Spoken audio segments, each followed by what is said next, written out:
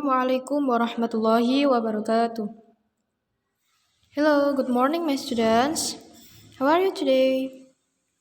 Okay, today's lesson is Quran Hadis. Pelajaran hari ini yaitu pelajaran Quran Hadis. Before starting our lesson today, let's read Basmalah together. Bismillahirrahmanirrahim. Surah An-Nasr. Okay, now we will learn about Surah An-Nasr. Bismillahirrahmanirrahim. Idza jaa nasrullahi wal fath. When Allah's help comes and get victory. Apabila telah datang pertolongan Allah dan kemenangan. Ayat kedua. Wa ra'aitan nasa yadkhuluna fi dinillahi afwaja. And you see the people embracing Allah's way in crowds. Dan kamu lihat manusia masuk agama Allah dengan berbondong-bondong.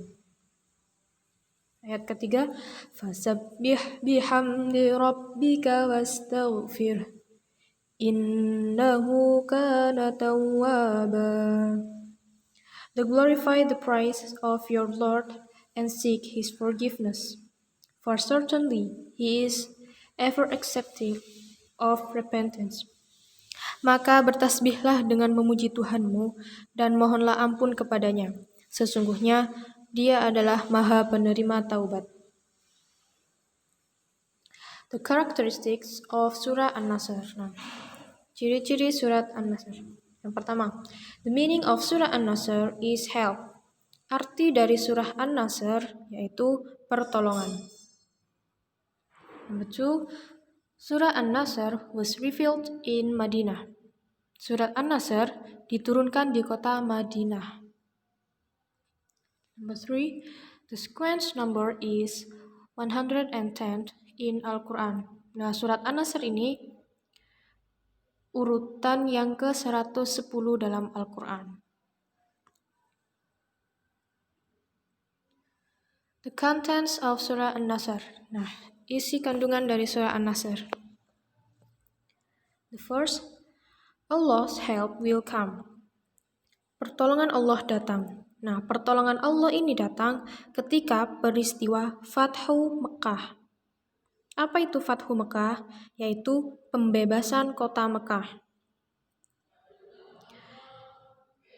Yang bermakna tertutupnya hati orang-orang kafir Mekah dari kebenaran ajaran Islam. Jadi waktu itu penduduk kota Mekah itu masih belum beragama Islam.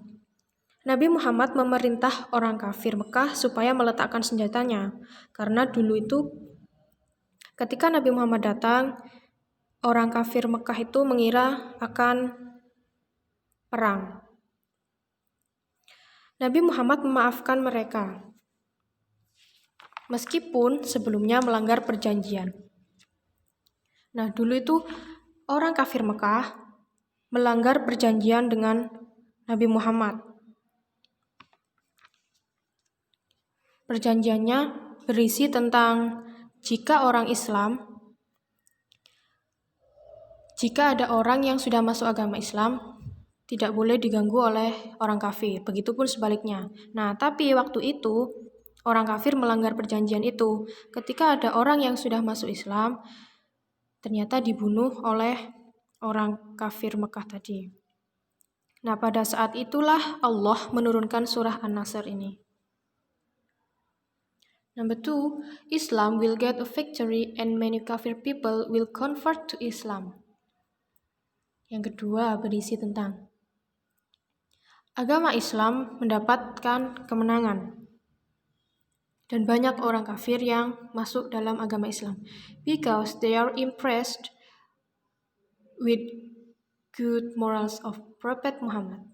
Nah, karena mereka terkesan dengan moral baiknya Nabi Muhammad, such as forgiving, not cursing, not committing violence to kafir people. Seperti Nabi juga memaafkan.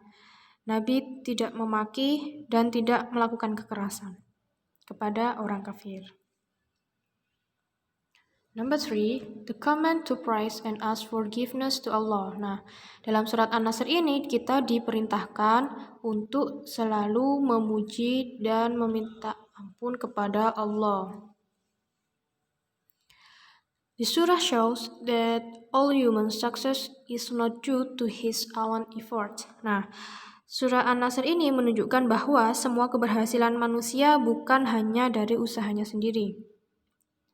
All because Allah's help. Semua tidak terlepas dari pertolongan Allah. We have to ask forgiveness to Allah because human always make mistakes. Nah, kita harus selalu meminta ampunan kepada Allah karena manusia itu selalu banyak membuat kesalahan. Let's do. Silakan ditulis di buku tulis Quran Hadis. Number 1, why are there many kafir people who converted to Islam at the time of Fathu Mekah? Yang nomor 1, mengapa ada banyak orang kafir yang masuk ke agama Islam ketika peristiwa Fathu Mekah? Number 2, why should we always praise only Allah? Yang nomor 2, mengapa kita harus memuji kepada Allah? Silakan ditulis di buku tulis Quran Hadis. Selamat mengerjakan. Thank you and you worked hard. Wassalamualaikum warahmatullahi wabarakatuh.